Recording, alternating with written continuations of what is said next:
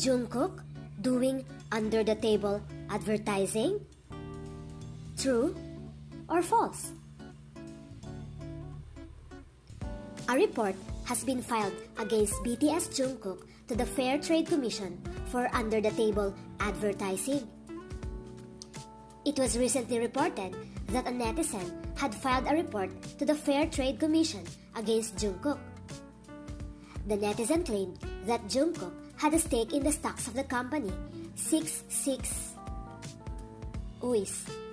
Yet he had worn the shirt on broadcasts without explicitly stating so.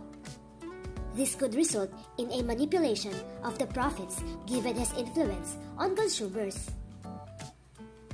888 launched the clothing brand Graffiti on Mine early September this year, and Jungkook wore the brand shirt on broadcast. A few days later, he wore the same shirt in a different color in a selfie uploaded to Twitter and Weverse.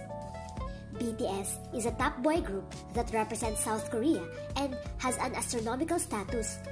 Even if Jungkook did not personally share a review of the product or ask fans to buy it after uploading the photo to social media just by giving the brand exposure often, he could cause a raise in the profits beyond imagination. Fans are furious and asking for Big Hit to speak up for Jungkook. What are your thoughts? Drop it below. For more BTS updates, subscribe and click the notification bell.